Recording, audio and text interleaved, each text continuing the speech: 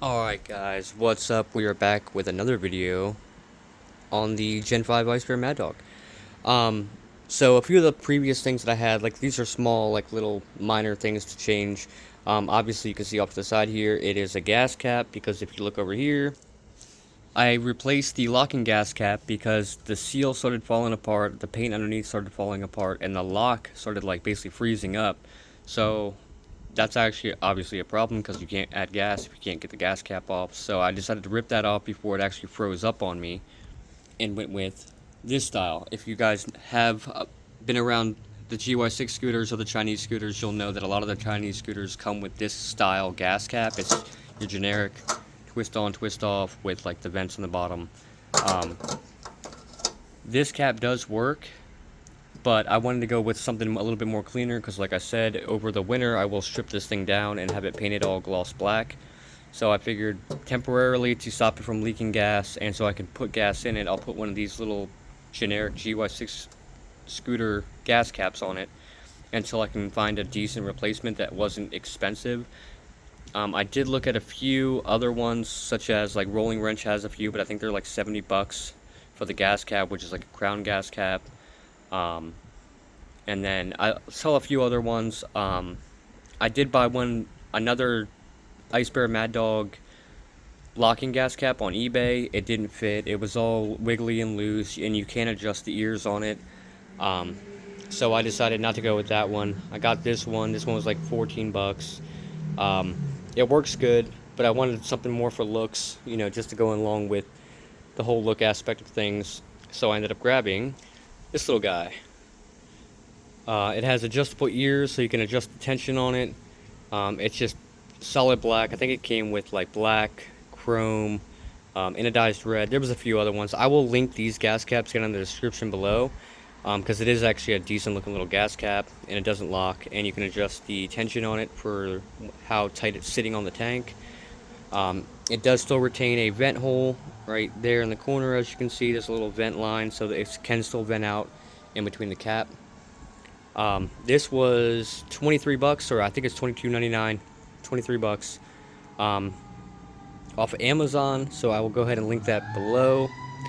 But this also came with a cool little sticker. I'm probably not going to put it on because I already know that. But if you do want to put it on, you can just literally peel it off and stick it on the cap.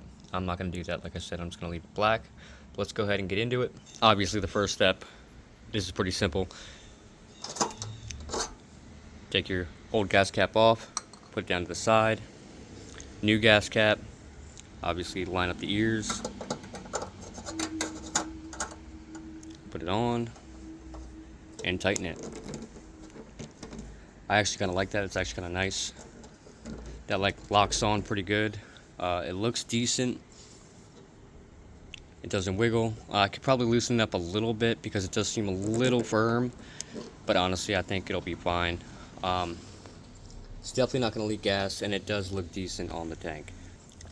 Next up on the list, so as the Gen 5s and the Gen 4s, for the 150s at least, they have lug nuts. On my Gen 4 that I used to own, I ended up swapping the lug nuts out for the Sickspeed lug nuts, which, as you can see through this spoke, I got another set of Sickspeed lug nuts for it. I'm going to swap out these aluminum ones that come on from the factory for the 50mm ones. Just so you guys know, the lug nuts are 10 by 125. So 10 by 125 will make these work. Also, I have a link for these. I'll post them down in the description. I'm going to go ahead and just take one off first, just so you guys a comparison of what they look like and the whole overall view on how to install them. They're pretty simple. They have a steel cap, so they have a steel main cap. Obviously it has a special socket, but steel main cap goes on. Once it's torqued down to spec, that's when you can screw on your beauty covers. I decided to go with the all black since, like I said, I will be going all black on paint in the future, but you just end up screwing these on, and then for the top of them, you kind of can't really see, but they have these little black caps that basically seal it off, and these are just top pieces. There's nothing crazy about these. They're literally just, once these are on, you're never going to probably take these off again because the top of the cap is solid. But let me go ahead and zip one of these lug nuts off, and then I'll put one of these on to show you kind of a comparison between stock and Sickspeed. So as you can see, this is just with the OEM removed and just the base lug nut on. It actually doesn't look bad, but I don't like having hollow openings that go to the stud. This is obviously OEM. So there's a difference just from the base studs, and like I said, when you buy them, you will end up getting a special Allen key tool, which is 17 mil for the socket size, and it literally just, it's like a specialty lug nut tool. But go ahead and put the first cover on, and I'll show you the last cover. It's also important to note, these are aluminum, this is steel. When you put these covers on these lug nuts, like I said, they literally just screw on by hand. And what I usually like to do, I like to make them a little, just snug by hand. I'll go back over them and maybe get like an actual socket on them and maybe just go a little bit over. But you don't have to go too crazy on these, because like I said, these are just for show. These are not going to be holding the wheel onto the bike. The lug nut holds the wheel onto the bike, and then this is basically just a showpiece. And here's the cap that I'm talking about. This cap will end up threading into this. I would start it by hand. Like, it's always best practice to try to start things by hand. I don't actually have the correct hex bit. I do, but I'm not looking for it, so I decided to jump into torx, which if you wanted to jump into a torx bit, it's going to be a T40. I'm going to go ahead, screw it all the way in by hand, and then I'll probably go ahead and give it a quick little zap with, like I said, a wrench. Just a little bit, just snug it up a little bit, and then it'll be fine. That thing's not going to go anywhere.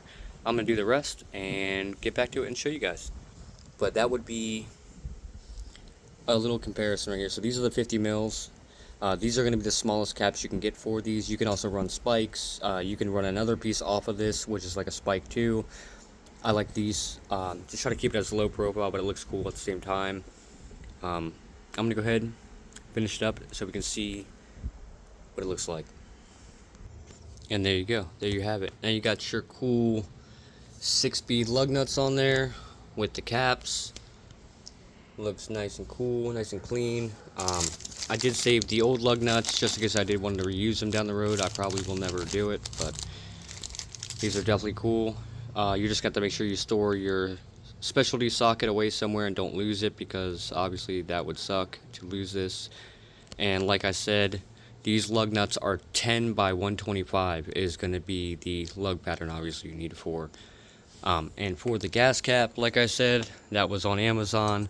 I will link that cap and these lug nuts down in the description so you guys can also get them too. I'll also link the torque specs for this as well.